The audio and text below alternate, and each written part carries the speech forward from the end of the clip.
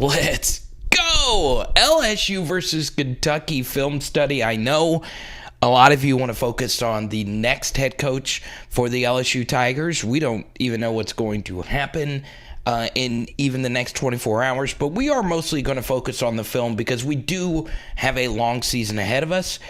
Here we are on this 3rd and 7. And this is a guy I'm going to talk about a lot, Ed Ingram. I think it's time to move on.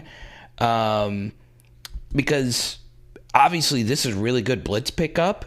They're bringing something exotic, and we actually pass this off really well. So Ed Ingram gives up his block, picks up the blitzer. The issue is he got a little soft here and just allowed this guy just to walk through there. Lucky enough, though, we were able to get somebody open for a 3rd and 7. We're running mesh over the middle. So Max is either going to Kayshon. He works to his, this is actually, I believe, his 3rd read right here. So this is really good quarterbacking for Max. We pick up a 1st down. Alrighty, so another 3rd and 6, and we'll get a little deeper into the LSU running game. There was obviously a lot of good with TDP having his best game of the season. Obviously, a really light box here. So this is going to be a tough 3rd down to complete right here. They bring a delayed blitz. We do a good job picking it up. And good pitch and catch right here. Good job by Kayshon just finding this little weak spot right here. Sitting, protect your body, pick up the 1st down. We need the running back to stay in and chip. Once again, this is just a really good defensive call. But once again, our communication just leaves us in a bad spot. Let's see if Max could have gotten this football off. Jack is right there. He's open. And, yeah, this football could have been delivered. Once again, Max is just gun-shy right now. He plays as if he doesn't want to make a mistake. He could have easily delivered this football to BTJ. Okay, so that's on Max as anyone, because obviously he also gives up the fumble here. LSU, I guess they don't coach their guys on this. You always have got to keep playing to the whistle, okay? All right, so yes, he's fallen down, but now we're just looking at him. So Chasen Hines needs to sprint over there, even if this football is not out. We're just watching this. 4 guys watching their quarterback get massacred. You need to be sprinting. Look, Anthony Bradford just watching him. You need to get these guys off and help them up. It's just not being a good teammate right there. Ball's on the ground. We're just walking around. So we need you jumping on this pile. Jump in the pile. Try and wrestle the football loose. But we don't have that fight in us this year. So we could see it from this angle right here. And once again, it's just a simple concept. This guy goes to the inside of the center. This defensive end's job is to basically hold up these 2 blocks and let 5 come around the edge. Okay? So you'll see it from here. Yeah, this is on Max, too. We're running short routes. Yeah, Besh is open right there. And you can't see BTJ from this angle. That was just really bad right there by Max. This is what didn't make a whole lot of sense to me. So we're running a race car package here where we bring in an extra defensive end to rush from the defensive tackle position. I would still rather this be Jaquelin Roy because he's been dominant rushing as a 3-tech. And I understand you want a faster guy out there to potentially run down Will Levi, but this is just not good right here from Sony Fanua. We need you to beat this guard, and instead he just kind of runs into him. We're not even close in pass protection. So Mason's getting doubled. Let's see what happens here. Dare Rosenthal dominating BJ Ojulari like he did in the spring game. And Ali Gay is getting nothing. So this is just obviously not good blitz pickup at all. Not good pass rush at all. And this is essentially what's wrong with the LSU defense. So Will Levi or LEVIS knows that only these 4 guys are rushing. So it makes it a lot easier for a quarterback pre-snap to read what you're going to do. And it also makes it easier for his pressure read as well. He knows that only 4 guys are coming, and he knows where they're probably coming from as well. So unlike the Max Johnson play, he doesn't have to worry about delayed blitzers or looping blitzers or anything like that. So once again, I don't know why Jacqueline Roy's not in there at that 3 tech instead of Sony Fanua. It goes to show you that the way that you play a 4-man front is outdated, the way that LSU plays their 4-man front. So first and goal, once you see this running back flare out, be ready to rush the passer unless there's a quarterback draw. We're getting decent push right here from Neil Farrell. Once again, easy throw on the slant route. Good coverage right here by Dwight. Good job jarring that ball loose. Looked like that was a catch, but lucky enough they did not call that a catch. Lucky enough they overturned the targeting. This drives me nuts, okay? We jar this ball loose. We make a huge play right here by Jay Ward, okay? And if you watch Championship Week, you know my stance on if a football is on the ground, you've got to fall on it. But instead, Micah Baskerville just softly reaches down here with his hand, cuts off Cordell Flood, who also doesn't dive on this ball. And Cordell's had an awesome season.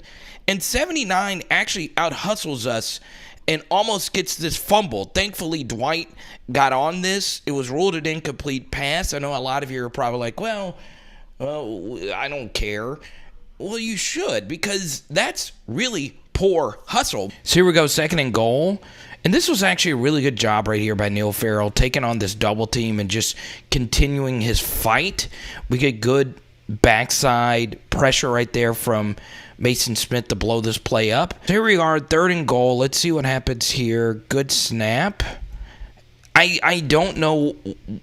The coaches have not fixed this with BJ Ojulari. We bring this up basically every film study. He fires off so late. Look, they're already in basically the next phase of their pass rush move, and it's still not been fixed. And I don't know. I mean, Andre Carter's got to work on that. And once again, BJ's just getting dominated. He has just been getting dominated most of the season on traditional pass rushes. Good job right here by Mason. Once he sees that he's beginning to over-pursue the quarterback, he stops in his tracks and works his way back inside and makes a really good tackle here. Look at the length to pull him down. Good stuff. So now we get to this fourth and goal, and you'll get an all-22 view in just a second. This was obviously inexcusable right here. So essentially we're in man coverage, and they're telling Bug Strong, they're pointing at him, and we're pointing out who you have in man coverage here. Okay? So Bug Strong knows that he has Chris Rodriguez. This is not hard at all. You know, there's no running back for you to worry about here. Okay? So we just need you to worry about guarding Chris Rodriguez, and he's looking at the quarterback the entire time. He doesn't even look here. I don't know if this was supposed to be zone. I don't know if they were supposed to pass this off. Ironically, even if this would have gotten picked up to the flats, we would have given up an easy touchdown because LEVIS, there's no pass rush. He would have been able to work backside, and they would have had a walk-in touchdown. So lucky enough we get a good all-22. Jordan Rogers, Cole Kubelik, Tom Hart, they do a really good job calling the games. And this is, once again, it's pretty clear we're in man coverage with us pointing, hey, this is your man, this is your man. So that was probably a giveaway there for LEVIS. And once again, not just one, but 2 guys. This is actually a really good concept. 83 is actually rub routing to get a little rub right here. So once again, even if this was covered, LEVIS would have had an easy this bad from Bug Strong. This has been the case versus UCLA, and Mike Jones needs his reps. Bug Strong is a good story. We were told he was this ferocious hitter in the spring, and Ed Orgeron hyped him up. He has essentially done nothing. He can't cover. And look, in the modern day football, it's more important for you to be able to cover than stop the run anyway. And we just need better coverage linebackers. But once again, not one, but two guys. He could have underhand tossed this behind his head. He could have just flipped it in the air, and 80 would have been the only guy. That's the issue with Ed Orgeron's defense over the past 2 seasons. And we talked about this in a live stream. It's okay if you give up touchdowns, but make them work for it. Don't just give it away. Can't just give it away. George Strait for you fans. Is that George Strait? But anyway, don't just give it away. At least make them work for it. Okay, 3rd and 2. This is just really good offense right here from LSU. Good blitz pickup right here from Corey Kiner. He sees that this outside guy is picked up, and there's an extra delayed blitzer. He picks it up okay, and it gives Max plenty of time to work this backside route. And Deion Smith was covered, and Max just threw a perfect ball, and that's a really good catch right there by Deion, who's had some drop issues these last couple of games. Matt Tornquist getting some good shots. I don't know if we're going to be able to see him, though. I like this right here. Alex Adams, Evan Francione, Garrett Nussmeier. These guys never play, but they're right there cheering on the guys. I really like that, man. It's being a good teammate. So a lot of you want to know why Jack Bech has had such a great start to the season. He has this little jump, and it's actually done right before the ball is even snapped. He times it so quick. He's so quick out of his breaks. So 1st and 10 here. Once again, really good protection. Okay. Max has all day to throw. And he's throwing a deep pass to the outside. And we have BTJ. Simple pitch and catch. Now let's get upfield. Alrighty, so I hope you're enjoying this film study. If you don't mind, please hit that subscribe button. And we are growing as a channel, even though we are going through a lot together as a fan base. And the reason why I want you to like, subscribe, and all of this, because we're about to break down, to me, the number one issue with the LSU offense and defense. All just on this one play, okay? So I get this question a lot, and we actually broke this play down on Twitter during the game because it infuriated me so much. It looks like it's a crowded box here, but as an offense, you know that they're eventually going to bounce out of it, and they're not in three-point stances. We should be able to run the football up the middle against this front, okay? And that is exactly what we do. So we're pulling Chasen Hines, we're pulling Cole Taylor around, and we actually get a break here that these 3 guys all are backing out. So we are running against a linebacker group that is flat-footed while we are attacking downhill. Okay, the only guy who doesn't back out is the guy that Ed Ingram is actually blocking. Okay, so let's go on ahead and just run this play. Once again, these backers back out. We have to be able to hit him in the mouth on this 3rd and 5. Okay, and you notice here, Ed Ingram misses this block.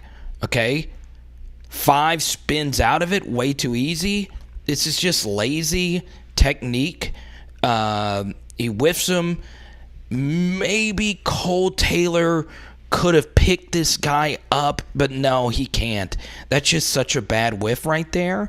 And Cole actually gets a really good second-level block, and we're actually getting a good double.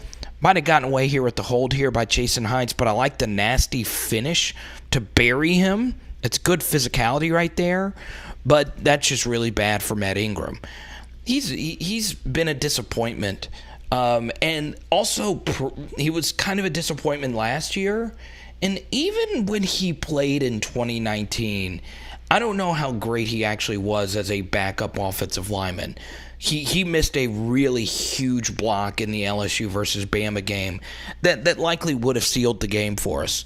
So we blow a timeout before this 4th down conversion.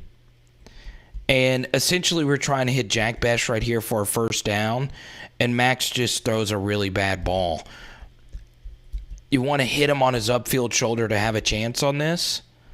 And I understand you want to get a quick hitter out here.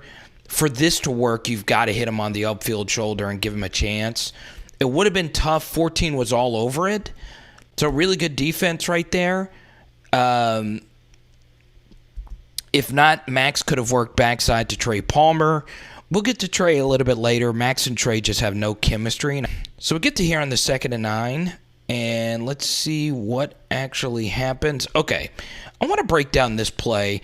I'm not sure if Ed Orgeron knows how to watch film or if he even knows what run fitting is. I know that seems harsh, but the one position he should know something about is defensive tackle. I'll give Ed Orgeron this. He did acknowledge in the postgame that what I'm about to show you was an issue. Give them some credit. I knew they were a good, solid team coming in. I think that sometimes we're out of our gap, and that was giving them either a cutback lane or lane right in the gap where we needed to be. I don't get this. And ironically, we did a full breakdown of a run fit versus Alabama that Glenn Logan had. And this is just simple football IQ. In a 4-3, especially if you're going to load the backside line of scrimmage, you need this defensive tackle to account for this A gap. But what happens here is Jacoby and Guillory, who's had a really good season, does exactly what the offense wants the offense wants him to jump to the opposite side A gap, which is essentially what he does. So he deoccupies this play side A gap, gets turned in the opposite A gap, actually cuts off Jaquelin Roy, and now they have both the A gap and the B gap to the play side to run through with this offensive guard running free at Micah Baskerville. I know it's easy to pick on Micah Baskerville and Damon Clark, but tell me which linebacker would be able to get off blocks running this clean to the second level. Okay? Another thing, and you're going to hear me say this throughout the rest of this film study, I'm starting to think we're self-sabotaging ourselves because this makes no sense. Why?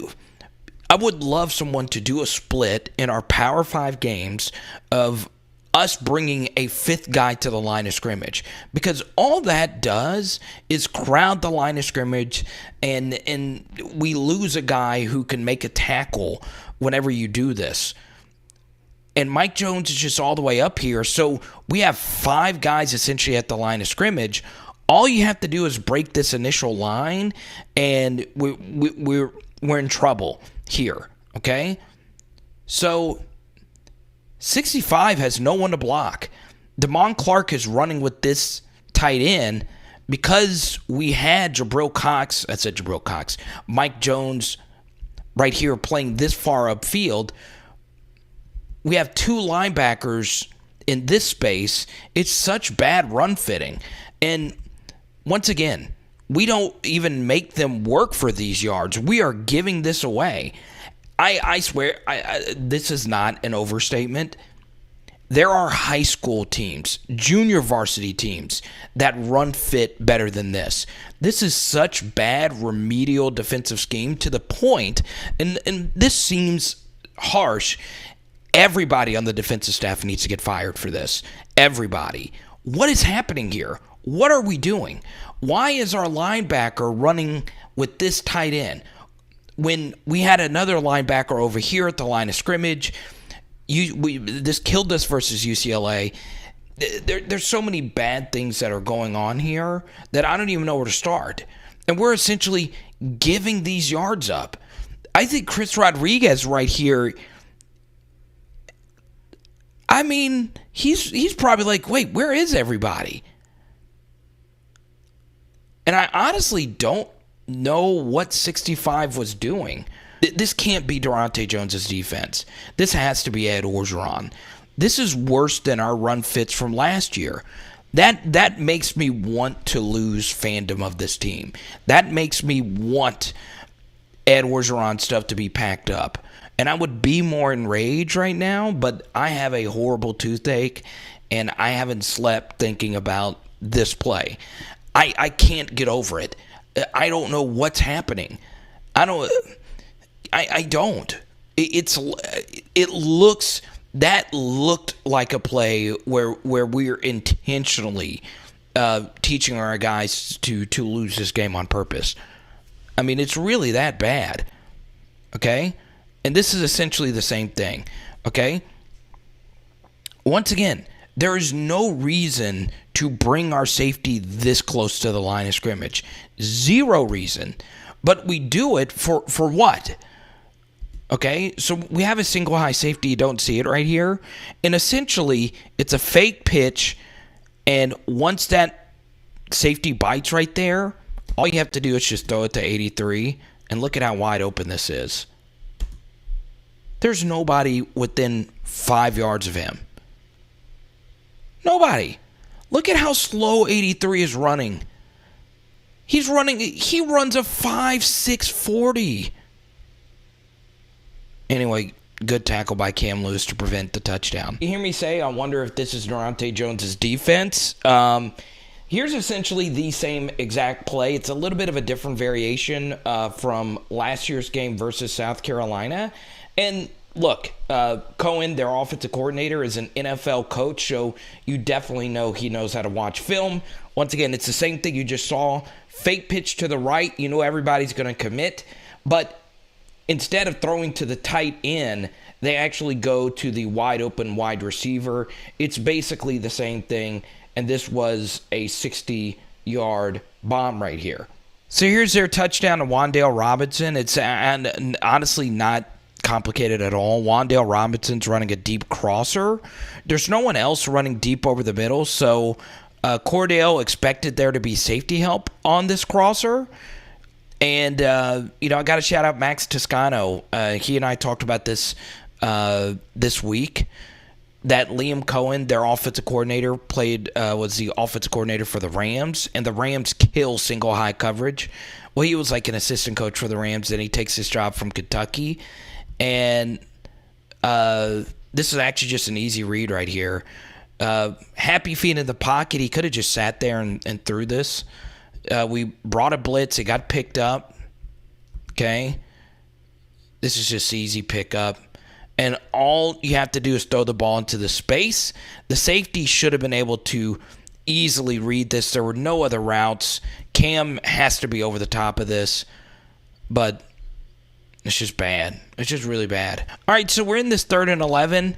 They're in an amoeba front. So an amoeba front is when they don't have any when they're not in stances, okay? So obviously it's really confusing for the offensive line, and the corner blitz is coming, and Josh Williams finally sees it. He picks it up.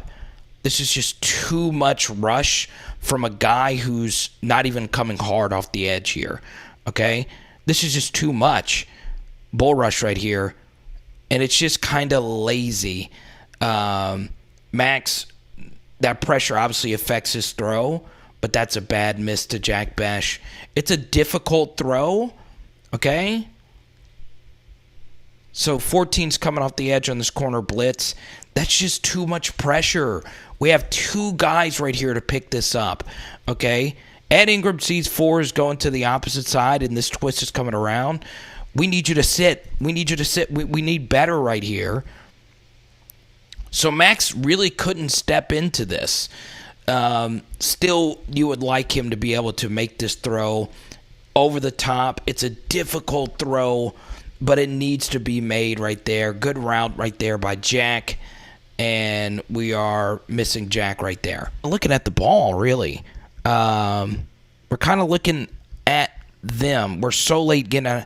Look, the ball is in the quarterback's hands before we're even firing off here. Okay? So zone read here. And yeah, I remember this play. So Mason Smith made a really good play on first down. We're not going to show it. But you'll get the end zone camera here. Good job by Cam Lewis making this open field tackle, or at least slowing him down. A good hustle by Ali Gay here. Alrighty, so Mason Smith made a really good play on first down. So Kentucky said, look, we're going to double you this time. And Mason's run fitting can get a little rough, okay? And that's going to happen if you're a true freshman. Look at how nasty this double is. look at all this movement, and then 65 gets to the second level. You can't do this any better, okay?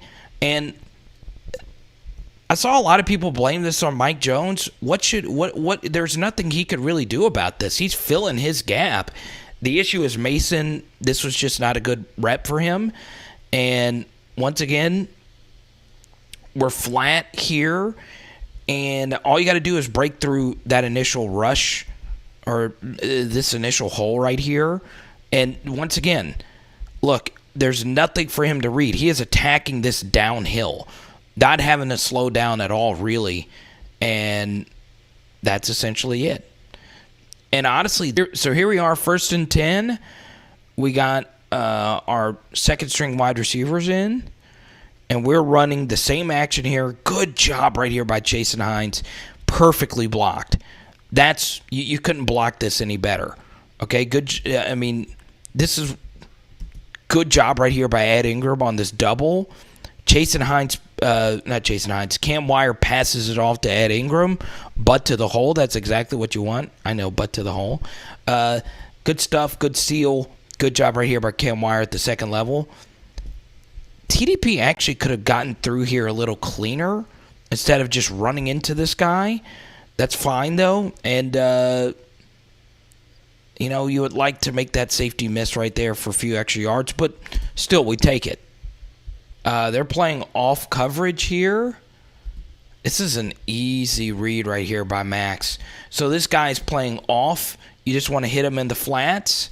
Max throwing off his back leg. You just got to catch that. There's just, what is he supposed to do right there? Okay. This is the right read. Okay. If he wanted it, he could have gotten John Trey right here over the middle too. But that's the right read. Not the cleanest throw. Once again, they don't have all that much chemistry together. But you see LSU work on this every day in individual drills during the spring and in the fall. Throwing off your back foot there is not ideal, but this ball is on the money. Not the best footwork right here by Kiner.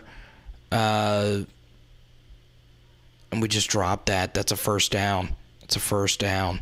Okay? So you'll see it again here, and I want to talk about Ed Orgeron a little bit. You know your job's on the line.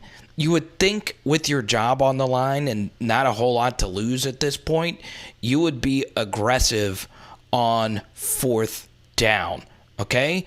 But he wasn't. We're essentially at midfield. We're already down by 14. Our defense is getting gashed, and they get the football back to start the next half. You got to go for this. I know it doesn't seem like the right decision, but you got to go for that right there. Okay, we're already down 14. We're already in a lot of trouble. Okay, we want to win this game. And once again, we play like cowards. We really do. And they pulled this. If you have all these guys at the line of scrimmage, it opens you up for cutbacks. So we have 1, 2, 3, 4, 5 guys penetrating into the backfield. And we have this run blitzer right here, okay? And something else here, if he's coming off the edge, there's no point in having a contained defender. So if 23 is coming off the edge automatically, BJ should be cutting into this gap. So essentially we have 2 guys playing the contain role, which is something that drives me insane. LSU does this all the time. They did it last year in the Bo Pelini defense, which makes me think it is Ed Orgeron with these bad run fits. So if we would have just told BJ to stunt through this gap, we would have had a tackle for loss right here. But once again, he's late coming off the football. He might have been told to stunt through here. And we need you stunning into this gap. But essentially, we have 2 guys playing the contain role, okay? And because of that, that opens up this backside gap right here. So if BJ would have just been cutting in, we would have had a tackle for loss right there. But it's just bad run fitting. It's bad logic, honestly. And I don't I don't know what LSU's coaches are thinking. I really don't. And if you want a reverse angle of what I was talking about, here we go. It's essentially the same thing here, except this is Jordan Tolles, the safety, and Phillip Webb, the defensive end here, basically doing the same thing. All right, this is what I'm talking about, the same guys playing the contained role. Okay, so if you're going to have Jordan Tolles step up here, we need Phillip Webb cutting in and filling this gap right here. Okay, but because we have two guys essentially playing the contained role, and what I mean by contain is making sure we don't get beat on the outside. So essentially we have two guys playing the quarterback, which opens up this hole right here. So it's essentially the exact same thing, and we have a defensive staff that's getting paid probably combined, if you include Ed Orgeron, over $10 million a year, when every high school defensive coordinator in the country is doing better with filling the run than we are. Good. We're going to bring a blitz. I like it. All right. So we got one-on-ones throughout. Let's see if somebody can get home. Well, they're throwing quick, so it doesn't matter. And they get the football to their favorite player, Wan'Dale Robinson, and Jay Ward makes a really nice tackle here. Okay, so you guys saw this. John Trey Kirkland was lined up off sides. It doesn't make any sense. And John Trey is a high IQ football player. We did a film study on him. What are you doing? What are you doing? Don't be off sides. And obviously he was trying to get a punt block here. Just don't be off sides. So not only do we jump off sides there, we get away with jumping off sides here on this 4th and 1. Two things, we're lucky they didn't go for it. I don't know why Mark Stoops does not go for this. Simply, it just doesn't make any sense. They're running the football down our throats. So we get a little lucky that they decide to not go for it. We also get lucky, that's all sides. This was a bad call. I'll take it. We needed every break that we could get. But the fact that this wasn't called offsides is, if Kentucky would have lost this game, I would have been infuriated if I was a Wildcats fan. So here we go. We need to be very aggressive here, knowing Kentucky's going to get the football first. And they're bringing a corner blitz here on this 3rd and 1. And we pick it up. Another good run right here by TDP. And honestly, he breaks this tackle and rides this guy upfield for a few extra yards. Let's see. So 3rd and a mile here. Good job by Jack getting a little bit of a chip. And then now we just need Bradford to wash him upfield. Good. So we got exactly what we want. We have Max with plenty of time in the pocket to make something happen on this 3rd and 18. And it should have been picked off. Okay. The only thing I would have probably done different is when you see those guys that far off, just hit your check down right here. Because that ball is likely not going to be completed. I understand on 3rd and 18 taking a chance, but this is part of the issue with Ed Orgeron being so conservative on 4th down. This is the right play. Okay, and I'm not sure if Jack Bech doesn't make this interesting at the very least. He probably catches it and gets close, knowing how deep they were into coverage. So hit your check down right there and then go for it on 4th down if you're not able to get those yards. But that's the problem with the Ed Orgeron coach team, is that if you're so conservative on 4th down, it makes your quarterback do irrational things on 3rd down, and it makes you very predictable on offense. We did an entire piece this offseason on this very thing. So for the second time this year, we get a sack on a Hail Mary attempt. Okay? Good work right here by Ollie Gay. Good swim move initially. And this was, ironically, BJ's best rush of the night. This is what we want from BJ Ojulari. I think part of the reason why he had such a good rush, you notice Mason Smith isn't so close to the football. It gives BJ a cleaner look at this football. Look at his get off right here. Boom. Still a little late. That's still a little late. But once again, he does a great job right here getting under Dare Rosenthal and turning this corner right here. So this is obviously better from BJ. Okay, and we get a half a sack here with Ollie Gay. Good stuff. See, he got his face mask right there. Dare Rosenthal got Mason's face mask. Boom. Right there. So bad missed call right there. So Mason actually was getting pretty flat. This was actually a really good rep. And he can't make the tackle if his face mask is getting grabbed right there. So that actually would have gone for maybe a yard or two. Should have been a 15-yard penalty. Neither of them go for the handoff, which, okay, this probably is by design. So what they're doing with this is they're pinching these linebackers in as if they're both going to get the handoff to open up this space for LEVIS to run. Now we need Micah Baskerville to make this tackle. Soft arm tackle. Good physicality right here by Jay Ward, but BJ gets soft right here. And what is Ojulari even doing? We need you ear-holing his backside right here. Boom. Face mask into rib cage. But no, we're just playing soft patty cake. Ugh. And then Eli misses this one. Will Levis looking like freaking... He looks like Cam right here. We're soft, guys. We're a soft football team.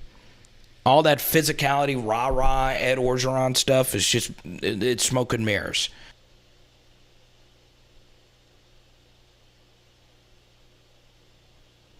Handoff here. They're just... I mean, look at this. Look at this.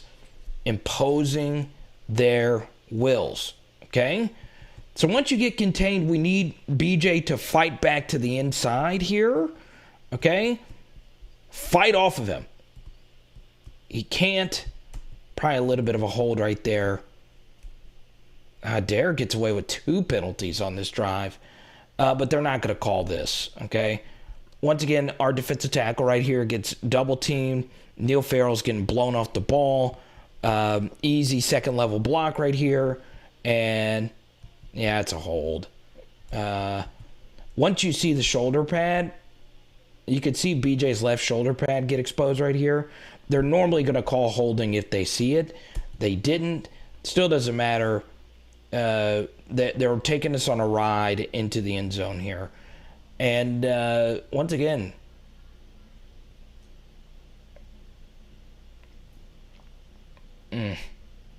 actually, they don't score here. Good fight. Second and goal, easy QB sneak. Damon Clark tries to hurdle it, and they get an easy touchdown. Alrighty, so we get a little bit of a hand in the way there. Finally, we get our RPO game going. Good read right here by Max. Okay, once he saw the safety attack downfield right there, it was an easy pull, and it just doesn't make sense when teams do this.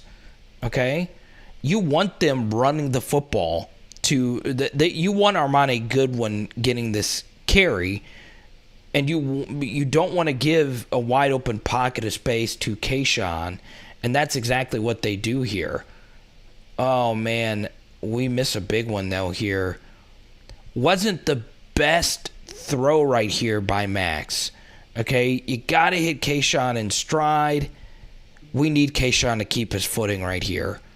Okay, it's not a good rep right there by Kayshon. He could have kept his footing. I think he knows it right here, and that's 20 yards lost right there.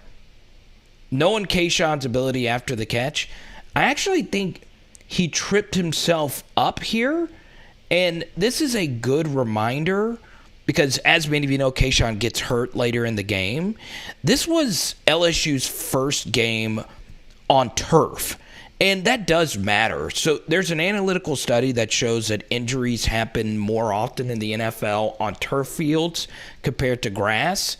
We also, this should have been a legal man downfield as well, so this should not have counted. 1, 2, 3, 4, 5, 6, 7 yards downfield, and 1, 2, 3 yards downfield right there by Deculus. So this shouldn't even have counted. But I think Kayshon kind of tripped himself up there. He had the opportunity to keep his footing, though.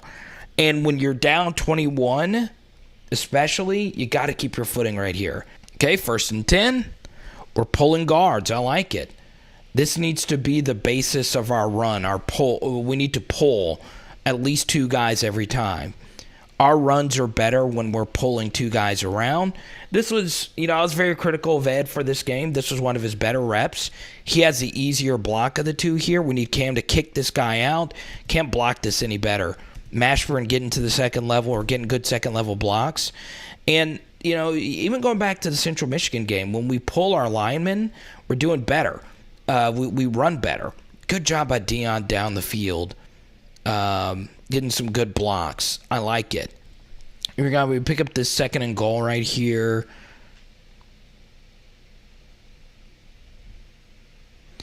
Good read by Corey Kiner to come pick this guy up at the last second. That wasn't his guy either. And 5 right here is on a delayed blitz, and all he's trying to do is find a pocket of space. Good job by Kiner seeing that at the last second. The only thing is you don't want to cut your quarterback's footing off by doing that, but it was a smart move to pick this guy up. Max couldn't step in this throw, and he still throws a dart to Devonta Lee, who catches in stride and does what he can. He actually almost scores. Good route. Okay, once again, you would think LSU would have learned their lesson from last year to not do this. We bring in an extra offensive lineman who jumped false start last week. And now, we're just tightening things with an offensive line that can't move bodies. And we get stuffed here. Okay? I just don't like that concept. Instead, what you could do is spread them out and have more options that the defense has to worry about. Okay? So we're faking this jet sweep motion. Good job by Deculus getting just enough. We want this guy swimming to the outside here like that because we know TDP can get in that space, and that is exactly what happens. Cole Taylor misses a block right here. Okay? It's a difficult block, though. Once again, it's a little too soft, though. Okay? And, yeah, Cole Taylor's got to do better there. Still, it's good enough for a touchdown, and you don't want to false start there. So we'll take it. 2nd and 4, and they're running this jet sweep with Wan'Dale. And this is actually a really good call. So it's a 2nd down play, and we are down to our 5th or 6th string defensive end, Jarrell Cherry, who I'm not sure if he's ever made an impact play at LSU. And they attack him. Okay? This jet sweep motion, our 4-man front, especially against Missouri last year, was killed by this. All you need to do is beat this defensive end to the outside, and you're cooking with grease. And Wan'Dale, of course, is going to outrun Baskerville, and they're getting good blocks downfield. We actually got lucky he didn't cut into this space. Good job by Jay Ward. So, once again, it's like we didn't learn our lesson, right? When you play this counter, it is so important to not over-penetrate the counters. This is the staple run of Chip Kelly's offense, okay? This counter from under center. So you fake to the right to get them stepping to the right, and you go to the left, okay? So this jet sweep motion, because they know we're in man coverage because we play it basically every snap, so you know this corner is going to be deoccupying space over here. Okay, so all you basically need is 84 to get this block on whoever basically is here. Okay, and there's no one for him to block until this guy right here. Okay, we actually do not a bad job of filling this. We just get soft right here. Okay, good job by Bug Strong fighting over the top, but Ed Orgeron was telling us how good of a hitter Bug Strong is. And once again, this counter, we're over-penetrating it. Clark takes himself out of the play on the counter. BJ's doing a decent job fighting back inside on this, or to the outside. And Bug Strong just misses this tackle. It's soft, and We missed that tackle right there. Cordell's having a good season, though, so he's there to help save the day. But still, one thing you can always count on with Damon Clark, he is LSU's best linebacker of all time when it comes to chasing guys down. He never gives up on plays, and he's the one that actually makes this play. I just don't think you could play defensive tackle the same way you used to be able to play, because running backs are so good at these cutback angles. So essentially what happens here is Mason Smith gets upfield, okay? But because he gets so far upfield, instead of going flat, if the run goes away from you and it's this outside zone and you don't get flat, it opens up huge cutback angles, okay? So, once again, Neil Farrell's doing what he can on this. He's doing what he possibly can on this double. But once again, that's just too much wash that way. This hole is getting way too big, okay? And Damon Clark probably over-penetrates as well, and 65 has an easy block. But ultimately, this just comes down to technique. If they're running outside zone, we don't want you to get too far upfield. We want you to get flat, okay? And that is essentially what happens. Because Mason Smith isn't flat and he's so far upfield, this opens up this kind of a weird cutback angle. It's kind of like this type of motion, right? So that's essentially what happens here. And this backside A-gap is just wide open, and you're just running through it every single time. It's just bad technique, and Ed Orgeron. It's honestly on Ed Orgeron, not even Andre Carter, because that's supposed to be Ed Orgeron's expertise, which is defensive tackle play, and we just keep doing it. And that's when you hear that phrase, fitting the run. Your run fits are just bad. Whereas in the 3-4, it's just so much harder to get to cut back, because you have those three interior players. Once again, no pass rush here. And, man, this is where not having Derek Stingley really hurts you, okay? So Darren Evans is a good story, the transfer from Nichols. A decent corner probably picks this football off, and it's taking it for 6. Once again, this is actually a good defensive snap where we're forcing LEVIS to make a difficult throw to the outside, and he's staring this guy down the entire way, and he's hitching and then throws just this floater. And if Darren Evans picked his head up and just looked for the football quicker, he is walking this ball for a pick 6. Now, Wan'Dale would have caught him. Look at that. Instead, he just runs into the guy for a pass interference. So Derek Stingley, because he's hurt, once again, you can't be too critical of a guy that's seriously injured, but it's costing us really badly, him not being on the field. And actually, just any corner would have picked that football off and pick 6 that. Late read right here, but when you play man coverage, your initial thought as a linebacker is to stay with your man, and that's obviously a huge advantage for the play caller himself. So notice on this run, the tendency a lot of teams have is they'll block down and double team this defensive end, but Cohen, the play caller, knows that they're more than likely going to be in man coverage. So if you step your guys out wide, they have to go with them because of their pass coverage responsibilities. Okay? So that opens up this space right here. And we actually called a linebacker run blitz right here. So we really need BJ to get flat and keep contained, and he's just nowhere close. And even then, even if he would have handed this football off right here, Chris Rodriguez would have been able to bounce easy into the space for a touchdown as well. That lets you know that that these run fits are really, really bad. And there's something, it's rancid, really.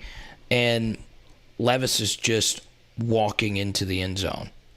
walking. Look at this. High stepping.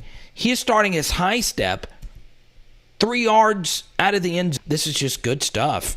I don't know why we didn't pull our guards more versus Auburn, especially considering it worked so well against Mississippi State. But here we are. Good seal. Good seal right here. And now it's just off to the races. And then we get a stupid hold right here. I mean, what are you doing, Devonta Lee? Why?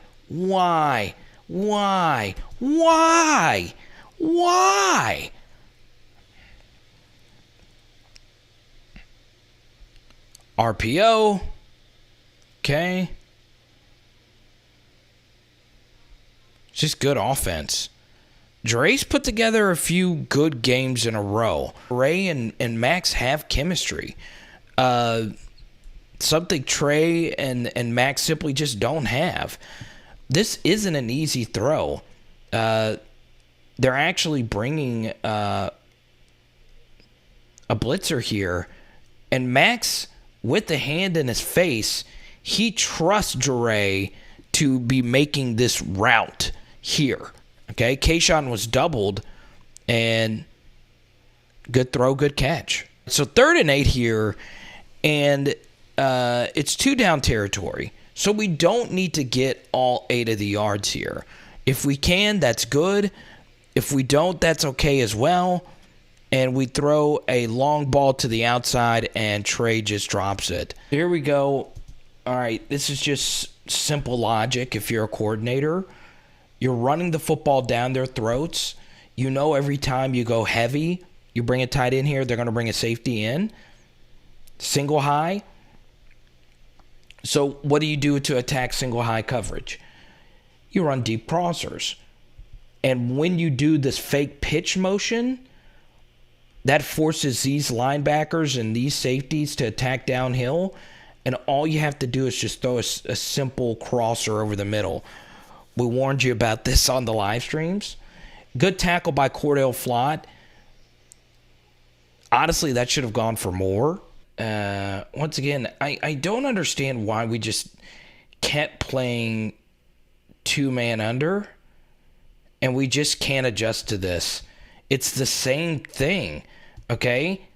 You can't over-penetrate the backside, okay? And it looks like a hold right here. They're just never going to call it when you're leaning in like that. And he wasn't going to make the tackle anyway. And when you over-penetrate, they want you doing this, okay? If they're running away from you, get flat, okay? Don't just keep attacking upfield, okay? And they kept picking on Mason Smith with that all night, okay? The next thing here is, once again, BJ Ojulari is already the contained defender. So we don't want 2 guys keeping contained right here, okay? It's bad run fitting. So now we have 2 guys keeping contained, which takes away a potential tackler on the backside. And Cordell is this is what they're being taught, because you keep seeing it on film. And when you have 2 contained defenders, once again, all you got to do is beat this initial rush, and you're just right through. Okay? How is there not a defensive coach or analyst telling Ed Orgeron this? This is insanity to keep doing this. We did this last year over and over and over again. Defensive, and look, Ed Orgeron's like, okay, I can't do anything about it. Yeah, you can. Okay? Big Tank. Who's Big Tank? I like these thigh pads with the messages on there. Put Big Tank into the game. But this is what we were doing. We did this last year where we would have 2 guys. I remember this very clearly in the Vanderbilt game. We would have 2 guys keeping contained and being responsible for the same gap. And that just opens up all those cutback angles that you just keep seeing over and over and over again. How is there not somebody in the booth to tell Mason Smith, hey, when they're running away from you, get flat and not over penetrate because we're getting cut backside. Once again, needlessly bringing a safety into the box, giving away that we're running one high, which is the same thing. You notice nothing changes here. It's the same thing over and over. Honestly, I am not kidding when I say this. My middle school football team had better schematics than this. Of course, you want to run the wheel because we gave up that same touchdown to Mississippi State, and it's another easy touchdown. I don't know if Durante Jones is the answer for this defense because I don't know if this is his defense. And once again, LSU doesn't make their coordinators available to the media, which we can't really ask questions. It's the same concept, though, that you guys have seen. You saw it earlier on this drive. Essentially, some form of a play-action fake, whether it's a fake pitch or play action to the right, which forces these guys to jump up into this space, which opens up space for a deep crosser to run through, or in this case, just a typical wheel, okay? So you get the first step, committing all these guys to the run, and then it's just easy pitch and catch, okay? It's essentially the same thing. I think Cohen took this play actually from the South Carolina game. So these coaches watch film, right? So this is essentially the Wan'Dale Robinson play. Fake pitch or play action fake, which is going to force these linebackers to bite. Okay, so now that you know that these linebackers are going to bite and they're playing single high safety, all Colin Hill knows is he's got to throw this deep crosser, okay? And because there's all this space right here, it's just impossible to defend that, okay? You see all this space? So there's nothing really you can do. It's essentially we're running the same scheme. And that's exactly what Kentucky did all night. Also, this is something I've always noticed. If they hit you with some version of the wheel, they're going to expose you on the all-22 on the broadcast. And that's essentially what happens here, okay? We get fooled because they're pulling the guards, kind of like you saw with the South Carolina game. So once they see pulling guards, they're attacking downfield, and once again, it's just I'm dead serious when I say this. My middle school had better defensive scheme. I swear to you, on all get out. And I think this is the touchdown, right? Max does a good job stepping up into this space on this three-man rush. You either throw it or you pick up those yards on the ground. He decides to throw it, and this touchdown catch is just incredible. It's just incredible stuff right here by Malik Nabers. If you wear a single-digit number, you make that catch, and he does.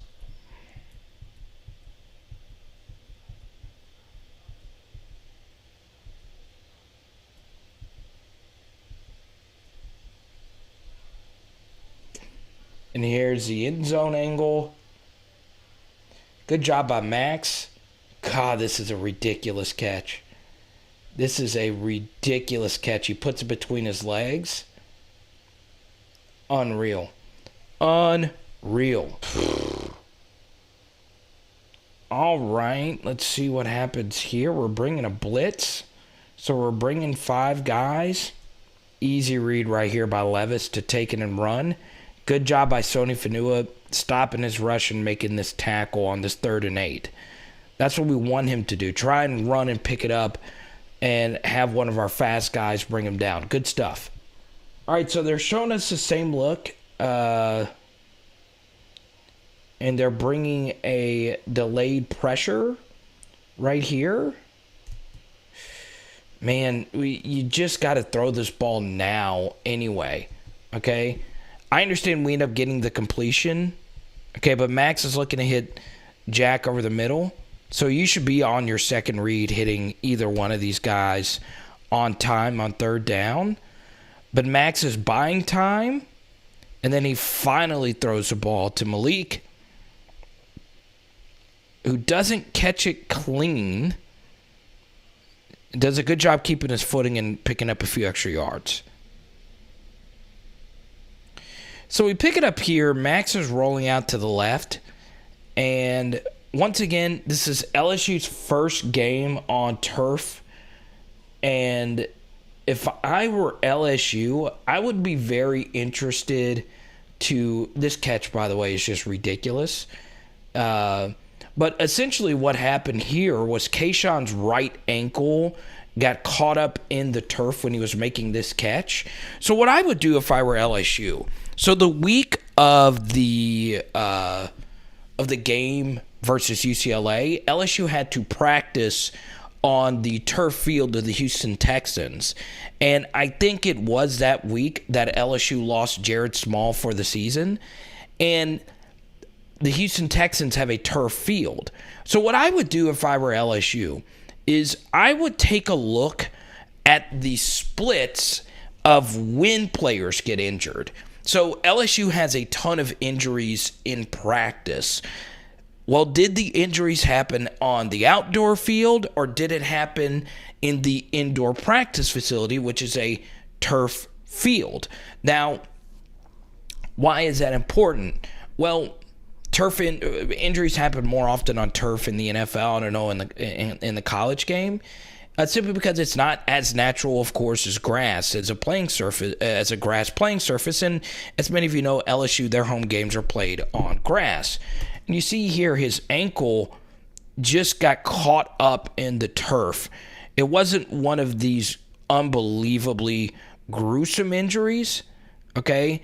It's just it's the turf is just a little more unnatural on your joints. So yeah, you know, I don't know. If I were LSU, I would monitor that. If I were Jack Marucci or whoever, to look in at the splits to see, because you know you do need to look to figure out if injuries do happen more on turf. Here we go, 3rd and 4, and Max is obviously throwing to a wide open BTJ. And Eric Gilbert made this exact same mistake versus Vanderbilt, and it's a typical freshman error. You're so used in high school to just catching this ball and making whoever is on you miss. And that's essentially what happens here. It's 3rd and 4. We need you to catch this ball and just fall forward. Okay, instead, you try and turn and essentially give up 2 yards here. You got to make this guy miss, and he just doesn't. Okay? So once again, a rough go for BTJ this game.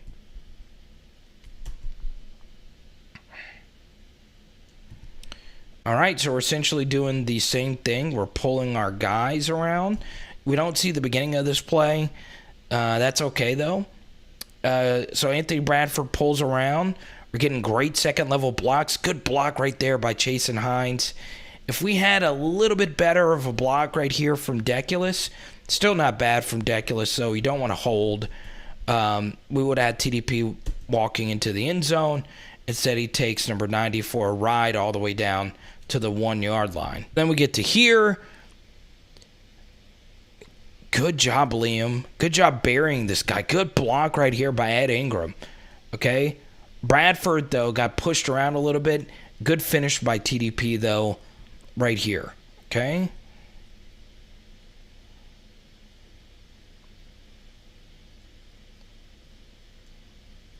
All right. Yeah, it's a good finish. It's bad from Bradford, but Liam and Ed both got good reps right there, and were able to score. The play side defensive tackle over penetrates here. Okay? So it's kind of this same thing. The only way you can justify penetrating your defensive tackles is if they're making a bunch of tackles in the backfield. But kind of like with the Mason Smith play from earlier, he made this play, but on the very next play, they ran a 30-yard gain. Once again, it's the same thing, though. We have two guys playing the contained defender role, okay? So we have Damon Clark keeping contained and a defensive end keeping contained.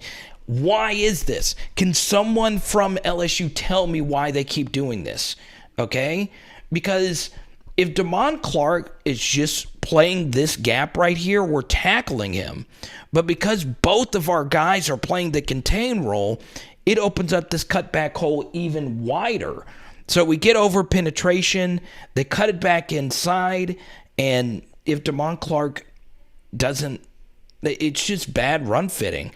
I just don't think Ed Orgeron knows anything about football. I really am starting to wonder. Because this happened all last year too. It doesn't make any sense to have two guys in your run fits play the same contained role. It makes no sense whatsoever. You can't put that on the players. You just can't, because it's happening every time. Someone has got to say, look, we don't need a linebacker and a defensive end both being the contained defender. No adjustments. It's the same thing you saw earlier. Why do we have our defensive tackle going to the opposite side A gap? So last year, when Glenn Logan did this versus Alabama, I just thought Glenn Logan was just freelancing and just doing it. This is what we are teaching our defensive tackles to do, which makes no sense. We don't want him jumping to the opposite side A gap, okay? Because it cuts off this defensive tackle, and look at how wide open this hole is. What are we doing? What are we doing? What is this? What is this? And our safeties, of course they're too close to the line of scrimmage. And of course we have three defenders basically playing the contained role. Are we losing on purpose? Someone, honestly, are we losing on purpose? What is this? How is that reasonable? And then this. I think we let him score on purpose just to get the ball back, which is actually smart, because they're in field goal range, and if they kick a field goal, they're up by 3 possessions anyway. So you do kind of want them to score. This is another one of LSU's really good videographers. Something Lee. I know he was at Arkansas for a little bit. I honestly think if we didn't do the same thing earlier, I would have thought LSU was letting them score on purpose. But LSU's not. I doubt Ed Orgeron is wise enough to do that. I don't know what that was. The other ones were bad. Okay, you can kind of see it here. We need Jacoby and Guillory sitting in this A gap. We don't need him jumping into the opposite side B gap. Look at this. I'm dead serious. Most of y'all could have run through that hole for a touchdown. If you have no legs, you're getting 5 yards on that. Pulling guards again. I think we found something that works. Okay? Pull your guard. TDP reads this really well. We need you getting as fast into this space as you possibly can. Good block right here by Jure. Jure had a good game. He's put together a few good games. Nothing spectacular, but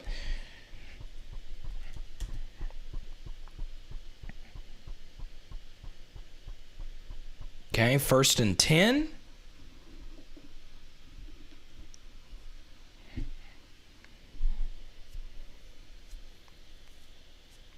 Max Johnson throwing this ball, a deep out-breaking route. Good throw to BTJ. Good stuff. Catch it, get upfield. I'm telling you, Max has the best interception luck I think I've ever seen of any quarterback. Okay? So we're running mesh. Okay? And this is why you should run zone more. Because there's just nothing there. Okay? Notice how everything's in front of them. And what Max should have done here is once he saw this defender sinking, you can't throw this ball, especially if this defender is on this back pedal, okay? So you can't throw this ball to Jack Bech. You can't reasonably think you can fit this ball into this window. So what you need to do is wait and allow Devonta Lee to clear out and then hit him in stride to the outside right there, okay? But instead we throw this ball because he overcompensated to throw over for this guy. This ball should have been picked. Oh my God. I'm telling you, Max has the best turnover luck. It was the case versus Auburn, and it was the case here. Another reason why this is bad quarterbacking is that it's 3rd and 11. So we have 2 downs to pick this up. So once you see that this defender is sinking right here, you've got to wait for Devonta Lee to clear out and hit him on that. But Devonta Lee is not one of LSU's faster receivers. So still, that's what you have to do there. So now it's 4th and 11, and you essentially have to give it a chance. Okay, so Max knows in the back of his head he almost committed a turnover. And essentially we're running all verts.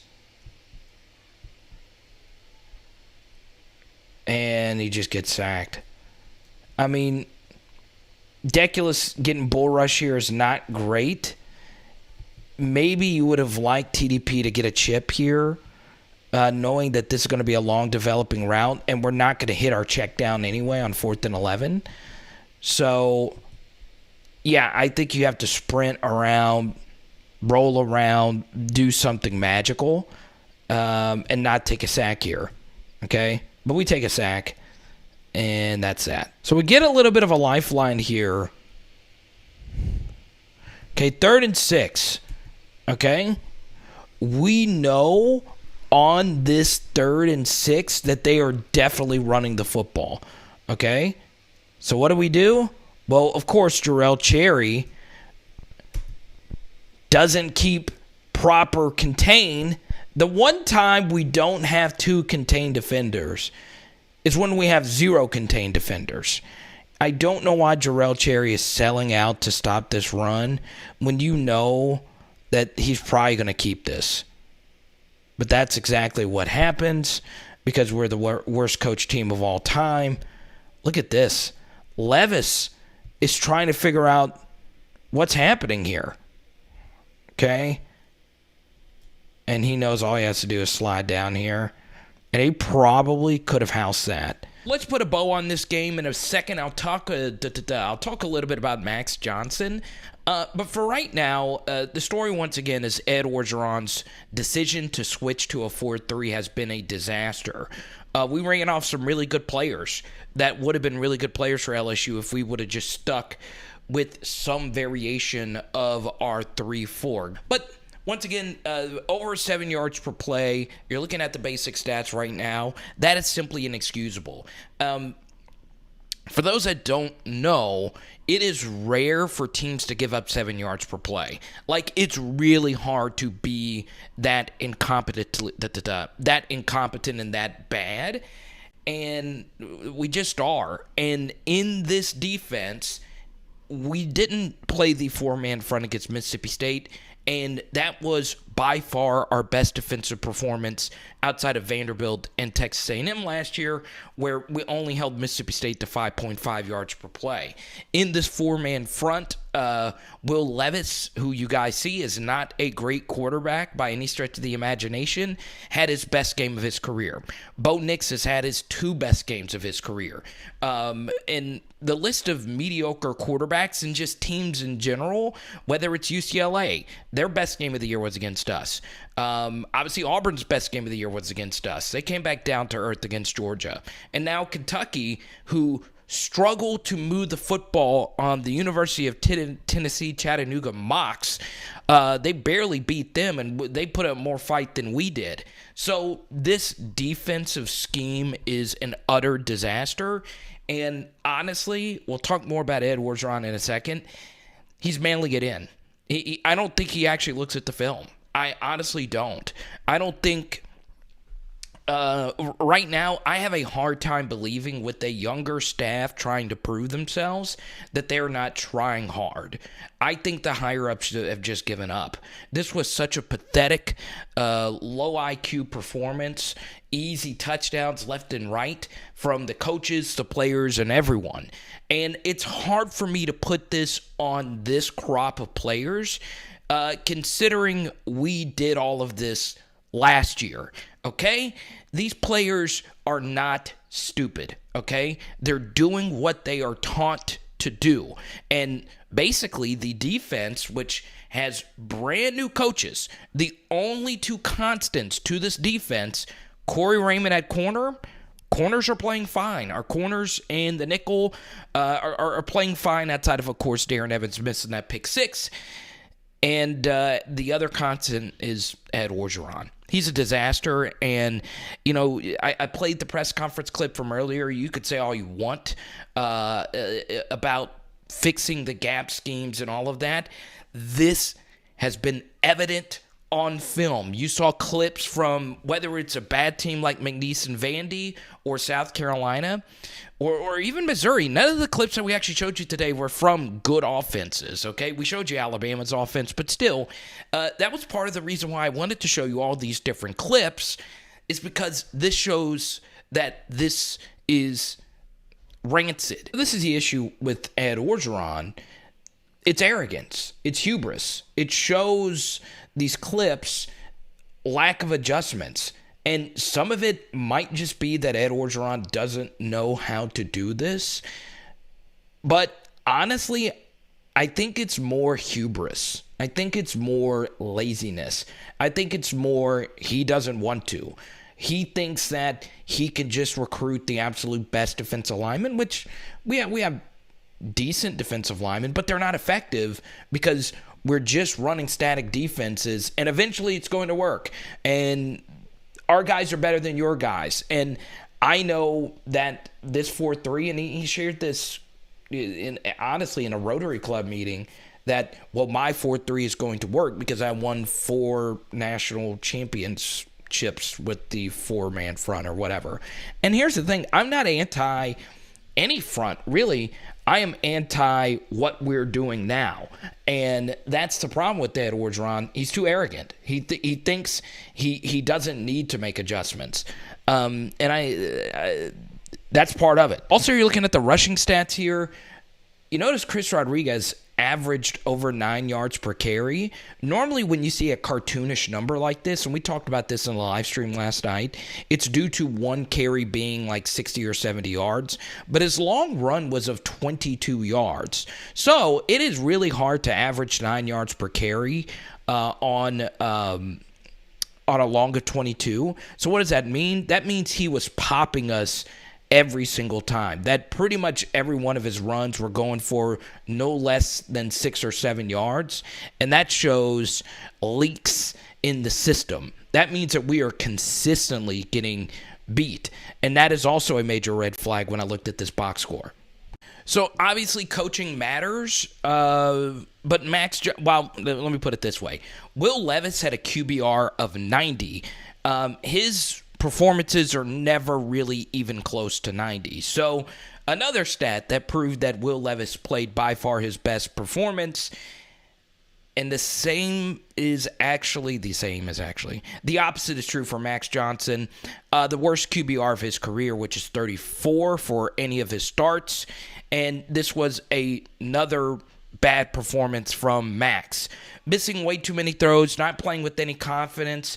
Obviously, some of that is due to pass protection, but Max Johnson was given a decent running game in this game, and he just missed throws. He did. And once again, this is just year 2 of his development, and I always go back to this stat from our quarterback deep dive.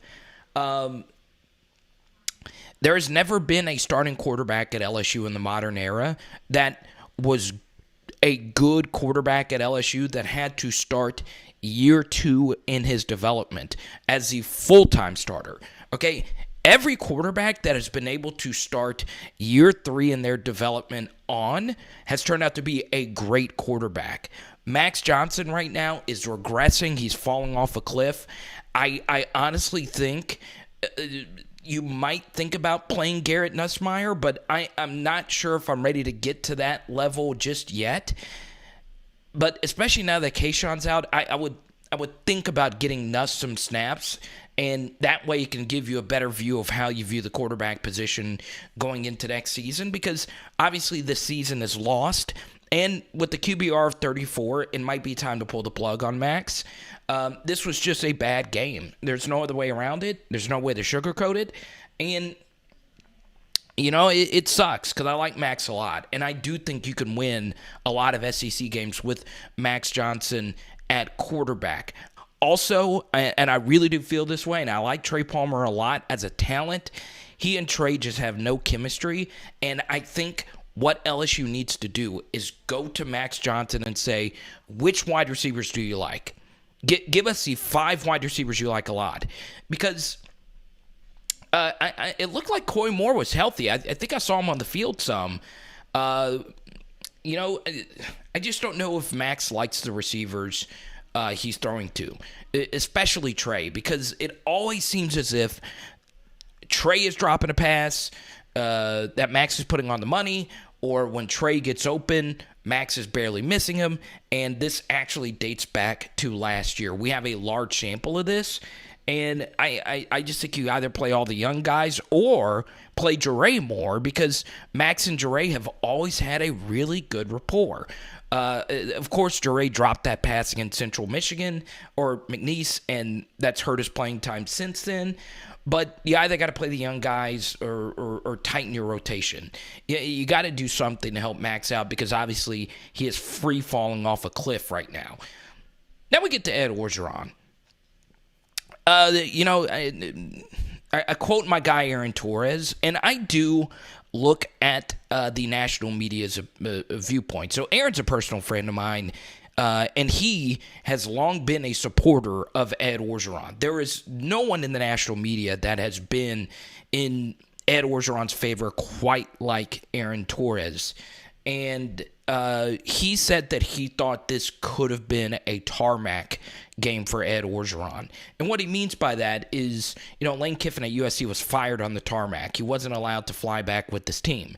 Now, that's sinister for a guy that's won you a national championship, so I don't think LSU should do that. Obviously, there's a lot of buyouts and all that into consideration.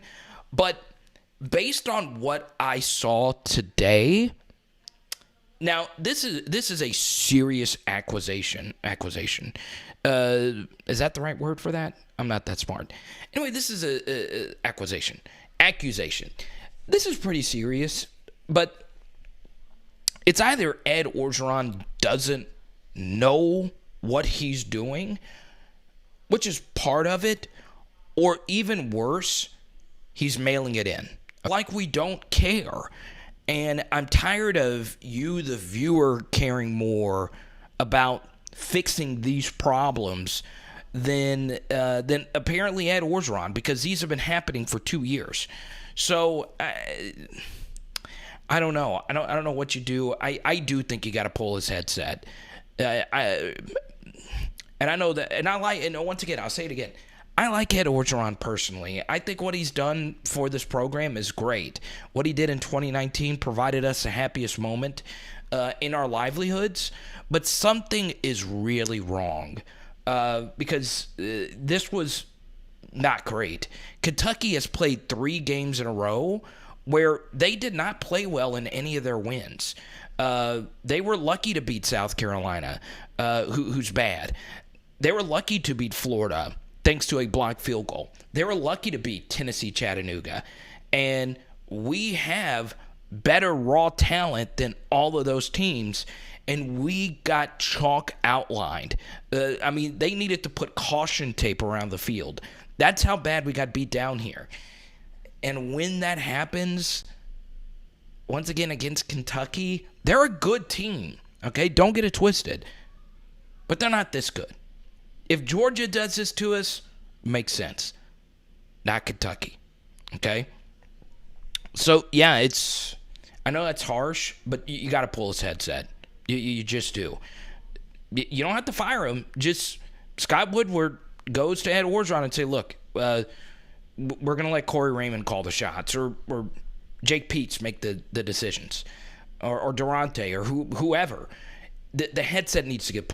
So comment down below. Do you think LSU needs to go on ahead and get this over with?